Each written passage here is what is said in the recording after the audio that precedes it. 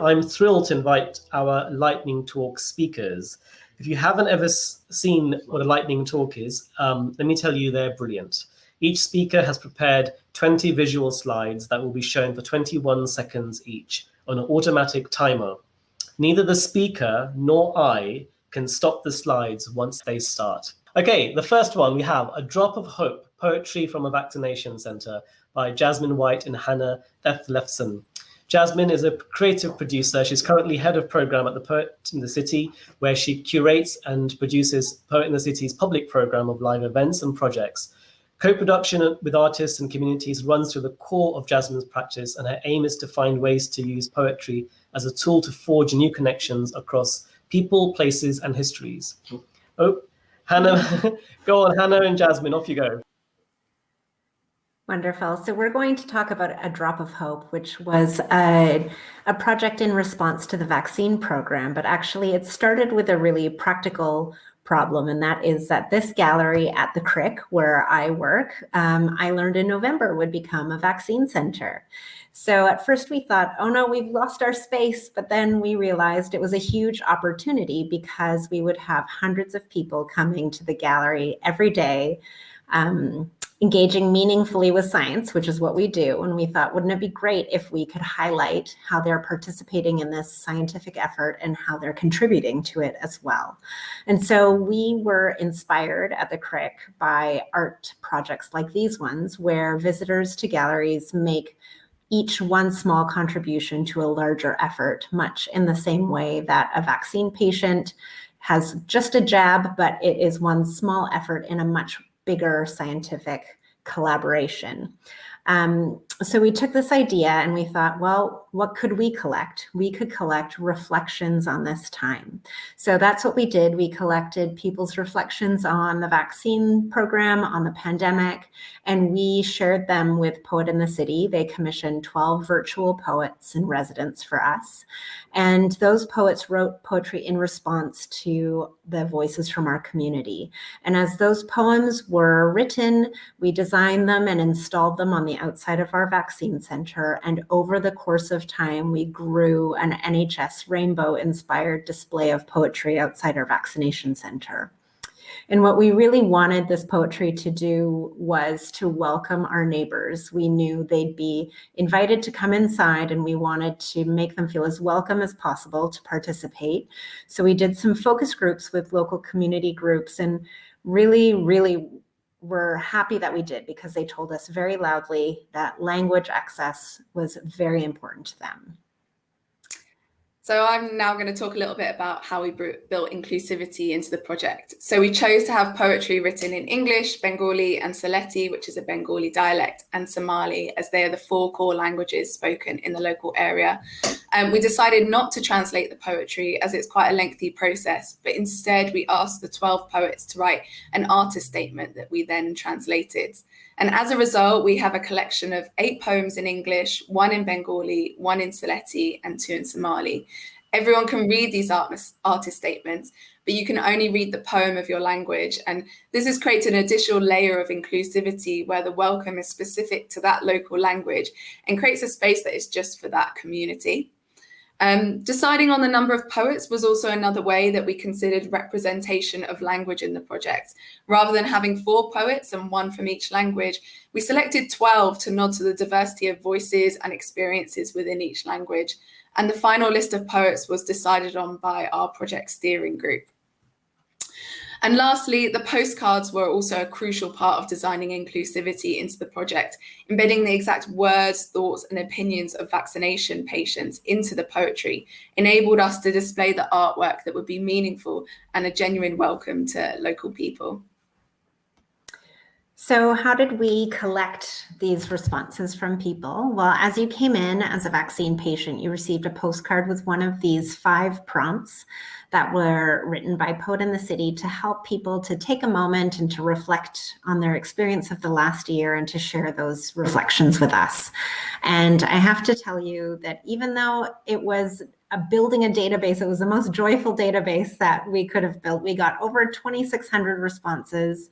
people were so thoughtful and generous with their reflections. They drew pictures, they wrote poetry. It was really lovely to see their contributions and incorporate their words into the display.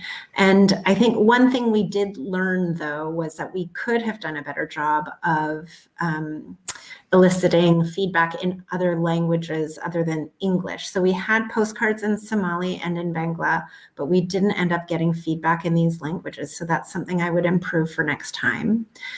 But a way that we were able to include diverse voices was through those initial focus groups. We invited a couple of people from those focus groups to join our steering group, and they were involved right from the beginning, right from selecting poets to reviewing the poetry to advising us on display. And so when I do see now the multilingual display of poetry outside our vaccine center, I'm really proud of our commitment to listening to those community partners and really embedding their feedback all the way through. And just a note on access as well, you see the little NaviLens QR code. That's with each poem so that people who are blind or partially sighted can listen to the poetry as well. So yeah, as Hannah says, it's been incredible to see the response to the work so far. And each of the 12 poets have approached the work in such different ways. From taking a really personal approach, we had one poet that wrote about the death of her father, to some poets taking the postcard words as verbatim and making poems collage from all of the different collected phrases. And we can see that the variety in the poetry has meant we are reaching a really wide range of people, each connecting with one of the many different styles, tones, or emotions presented in the artwork. So you can see in this tweet of Hannah Ali's poem that it created an incredible online conversation between people who had lost someone during the pandemic. And so far, we know that over 33,000 people have seen the exhibition. Looking forward, we are really keen to build on the impact that the work is having. Poetry is a great art form for sparking discussion and creative responses. And here you can see an image of an event with London Sinfonietta, who commissioned 2 composers to set music to some of the poems from the project. There are also plans to co-create events with community partners and take the poetry into local spaces. And there are current plans for an event in the British Library Story Garden with young people to talk about the poems and have a broader conversation about the vaccination drive, what it means to them and their generation moving forward. And then lastly, we'd also love to open an invitation for partnership to all of our Knowledge Quarter colleagues. There are so many possibilities for collaboration around the poems, and we'd love to hear any ideas you might have for how the poetry could complement the work you're doing. So yeah, there's the project website link, and I think you should have our email addresses. So yeah, get in touch. Brilliant. I have to be quicker at my intros. Thanks so much, Jasmine and Hannah. Next, we have Springer Nature, Tackling Societal Challenges with Open Research by Thea Scherer, who is Director of Group Communications and Sustainability at Springer Nature Group. Since 2017, she has led on sustainability strategy and corporate reporting, driving forward a program that measures, monitors, and works to improve the publisher's environmental and social impacts.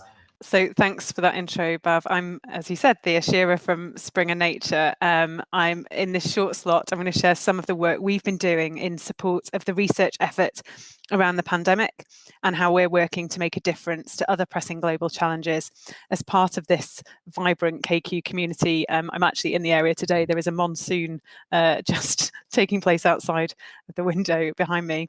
If you don't know us, Springer Nature is a large global publisher of research, and you might have picked up our flagship journal, Nature, or the popular science magazine, Scientific American. And if not, you may have read or used books from Palgrave, Springer, or Macmillan Education. We've around 1,800 people in the UK, and most of them are based in the Knowledge Quarter. In 2019, our journal Nature celebrated its 150th birthday, and over those 150 years, society has made so much progress. So 150 years ago, only around a third of the world's population could read. Now it's the vast majority. Only around a third were free from extreme poverty, and now it's about 90%. And whereas 38 was the average life expectancy, it's now 71. And we know that research and learning are at the heart of accelerating progress. And as a publisher, our mission is opening doors to discovery by providing access to knowledge and helping researchers disseminate their findings. And in our view, open science is key to accelerating discovery.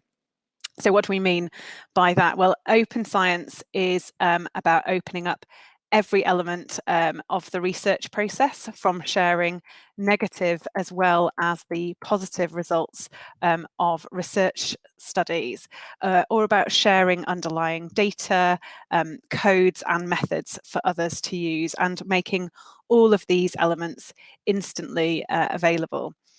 And that's important because it can drive efficiencies in and the effectiveness of the research process as a whole. I think the slides may have stuck, but I'm going to hope that they will catch up with us in a moment.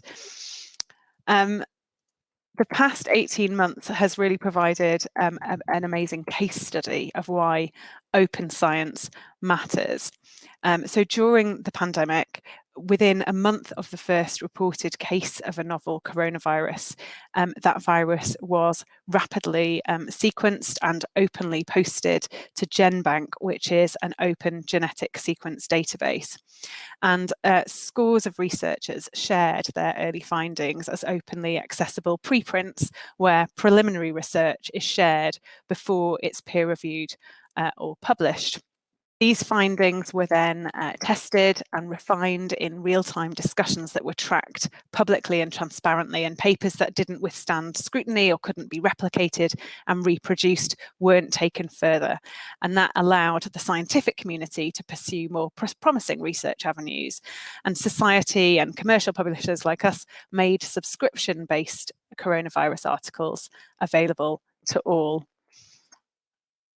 And that COVID-19 case study really showed definitively how the daily workings of science have practical ramifications in all our lives.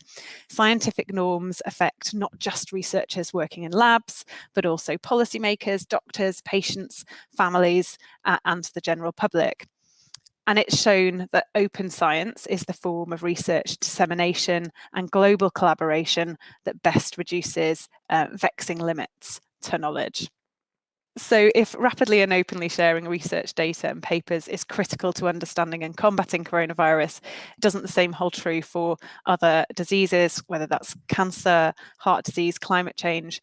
The scientific community, moving with great speed and great clarity of purpose, have signalled that open science is the most efficient way to tackle issues that have a significant and direct effect on the lives of the general public. There's also an economic benefit to open science.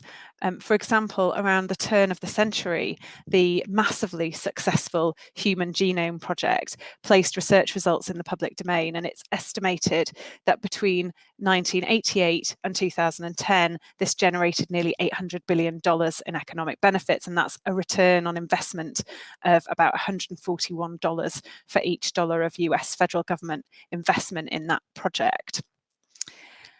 So during the pandemic, the research community and research publishers have shown that we can move really, really fast. And the pandemic led to an increase in the posting of preprints. It expedited peer review and clinical trials. There was an increase in collaboration and data sharing, and funders allowed the diversion of funds to COVID-19 research. And publishers got peer-reviewed research out faster.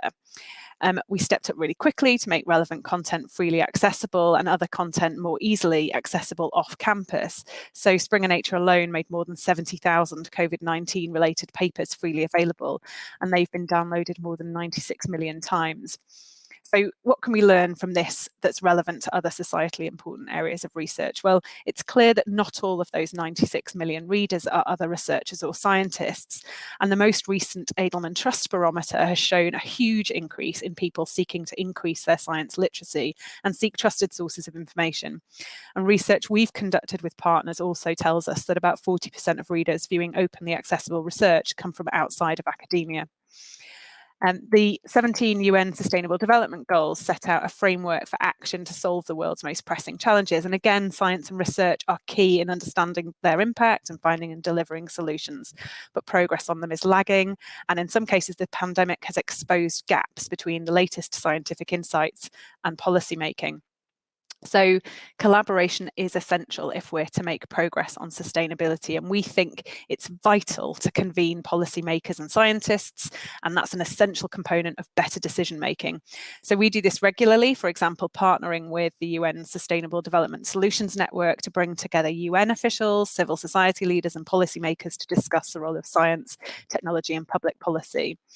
And we are also signatories to the SDG Publishers Compact, which is a cross-publisher initiative to contribute to the UN's Decade of Action.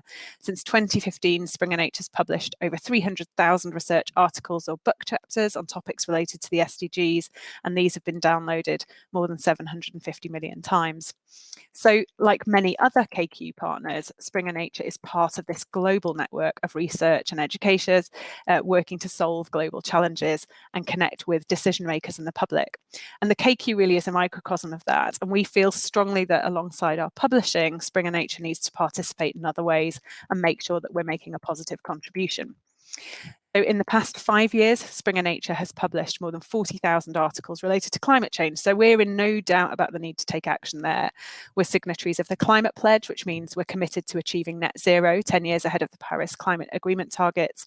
And we achieve carbon neutrality for all of our offices, our fleet and our business flights in 2020. We've got a green office network of employees who volunteer to help identify ways to make our operations greener in London and around the world.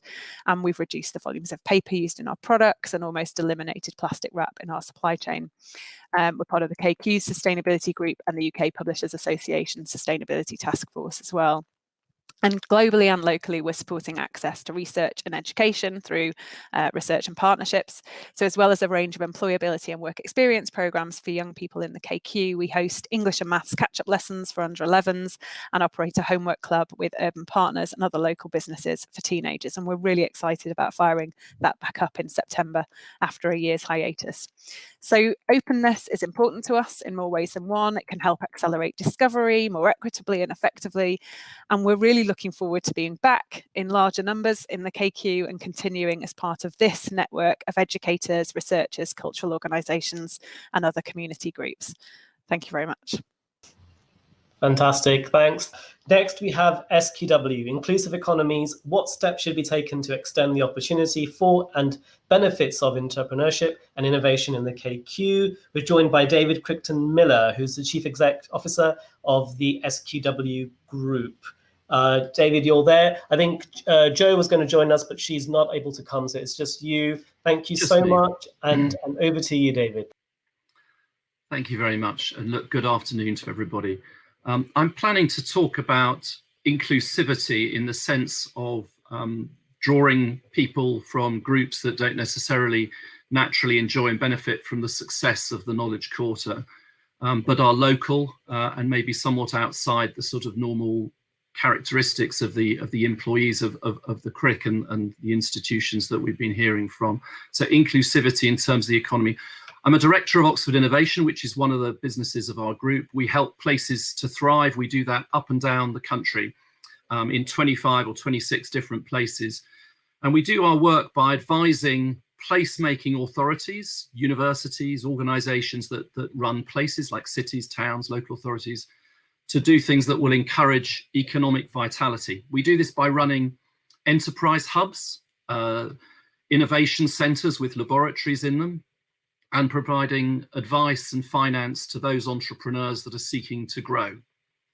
Some of these innovation centers and enterprise hubs are very innovation rich, and they sit alongside, universities or places of scientific investment like the CRIC. Some of ours are in places like Harwell or Culham. This is at Future Space, which is at the University of West England. And the focus here is on commercializing the benefits of research to generate, spin-outs and employment for local people, or to help businesses connect with the research that is going on in that locality. Some of the enterprise hubs that we run are run in more challenged places. This one is Ashton-under-Lyne in Greater Manchester, an area of reasonable economic deprivation. And in these places, our focus is on retaining or building on the enterprise activity of an area, perhaps trying to build a cluster of businesses and high value jobs that might not otherwise stay there. These ones might go to central Manchester or to London, but if you can build a cluster of good jobs there, then that will be good for the area.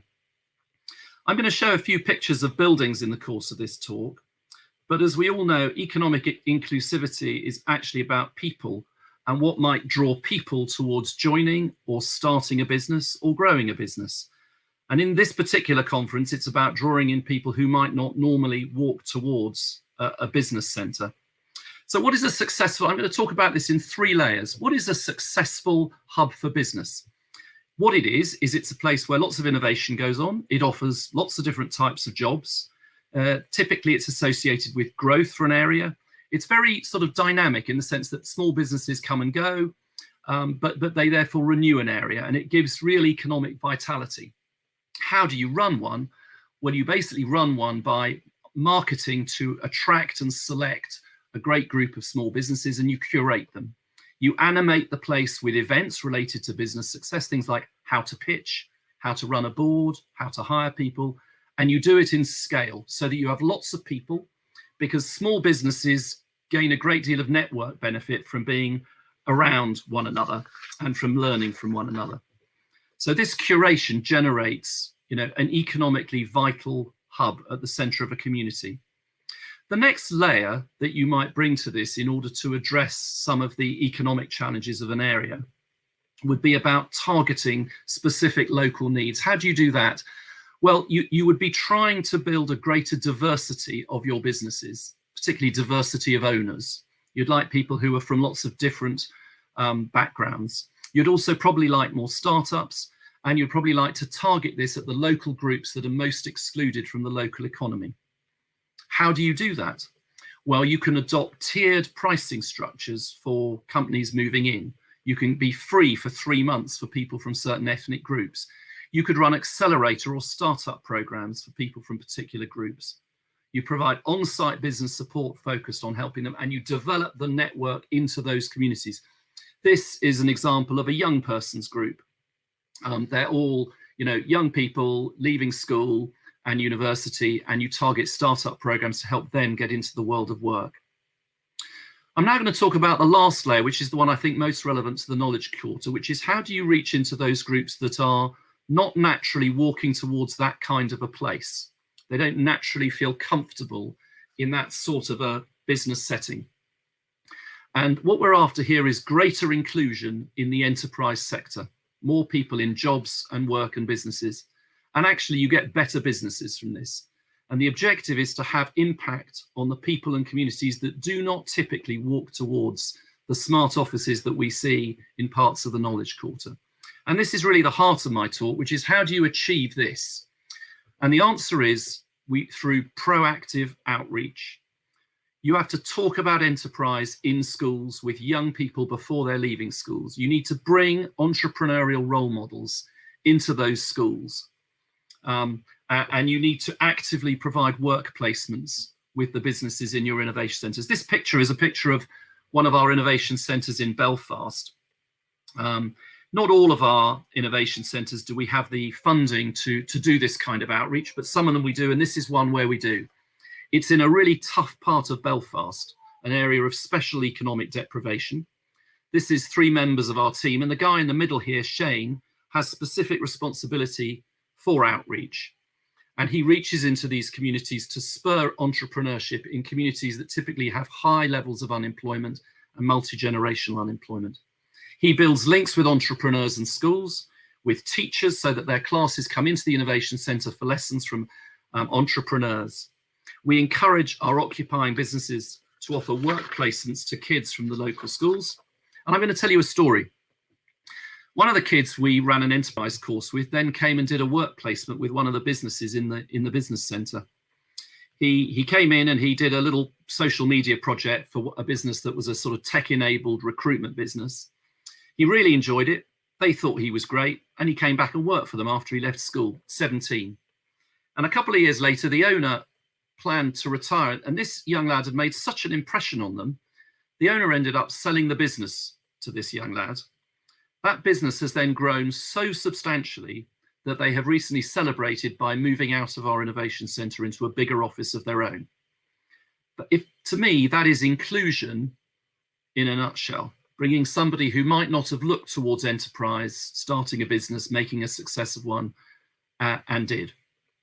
So an inclusive approach is about finding the people, the entrepreneurship that does exist within a community but needs some help in order to get there. And I believe a modest investment in this kind of outreach with targeted accelerator programs can make a real difference in the Knowledge Quarter to drawing in those communities who are very adjacent to it, but who are not yet directly benefiting from what flourishes in the main institutions of the Knowledge Quarter. So we're Oxford Innovation. We're about helping places to thrive.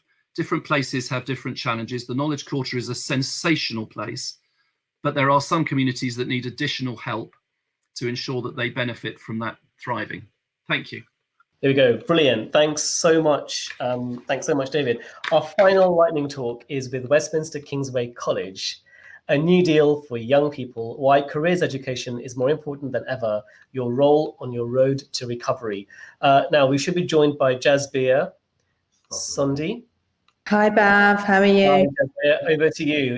Your presentation started. Thank you so much. I actually don't feel I need to do my presentation now. David's covered so much of it in his earlier presentation just before mine.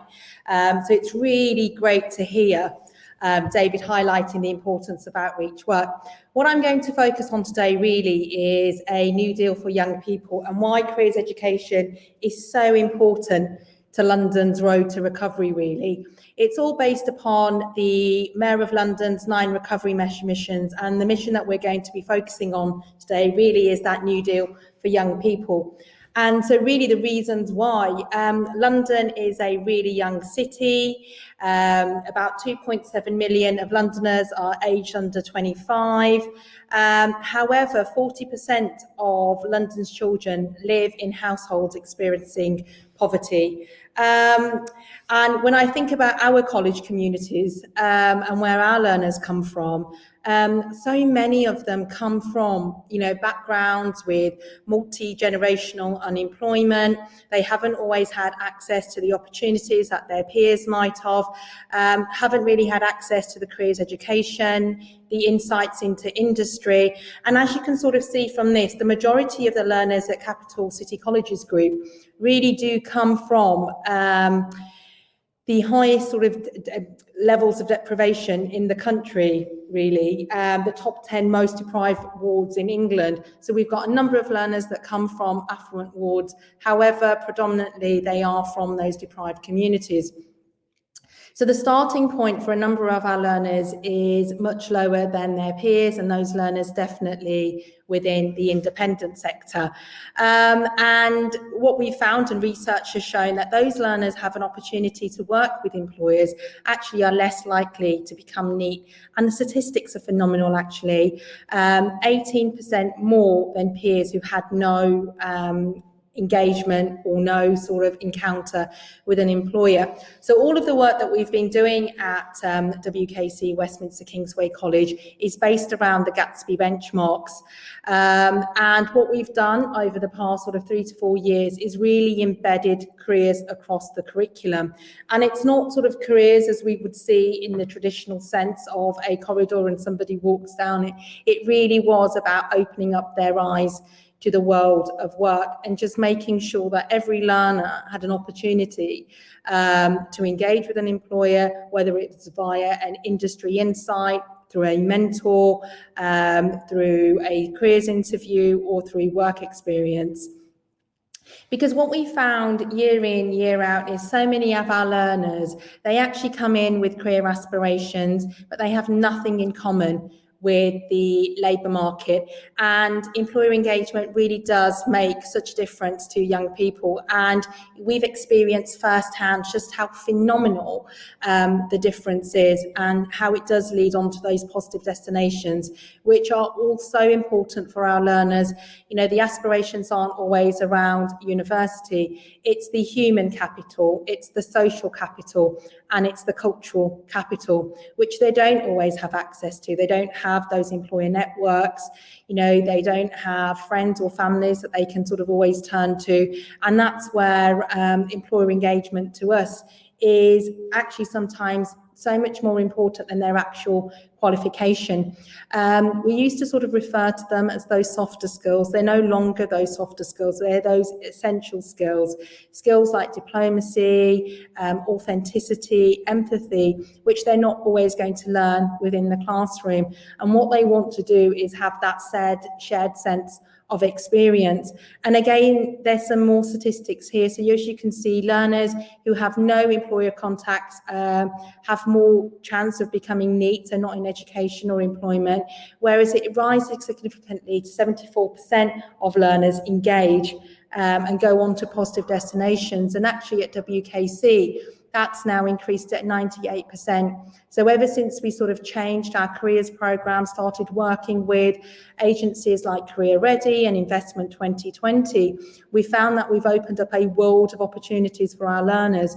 And we're really proud that 98% of them now go on to positive destinations. We've worked really hard setting KPIs for all of our curriculum areas because it is a two-way partnership. I think for too long it's been around, okay, employers come in and they can do this, and there wasn't anything in return for our employees. So we've worked really hard with our employers that we work with currently to make sure that it's beneficial mutually. And here's some examples of the ways in which employers have helped us. And I think traditionally employers feel it's around that work experience, it's around sort of those work placements, but it's not. It's so much more. It can be an employer talk, it could be around mentoring or internships, it could be a virtual talk. And I think for us, we were really worried that COVID and the pandemic was going to sort of stop a lot of that enrichment activity that we do with our learners, but far from it actually. As you can see from the figures here, we've had so much engagement and we are so fortunate, yet we have 3,300 learners just at WKC, and then across the group, we're looking at around 15,000 young people who need to work with employers. So it's a huge number of learners who need those encounters. And as you can again see here, the difference that employers and organisations do make to the lives of our learners, who do then go on to progress on to really sort of positive destinations once they've engaged with yourselves. Thank you. Brilliant. Thanks so much, Jazz. That was fantastic. Yeah, those slides do creep up very quickly, don't they? Look, a big thank you to all of our Lightning Talk speakers, to Jasmine White, Hannah Dethlefsen, Thea Scherer, David Crichton-Miller, and Jazz Sondi. So thank you all absolutely fascinating, very interesting stories there. And I think they were all the better for being 7 minutes and not any longer.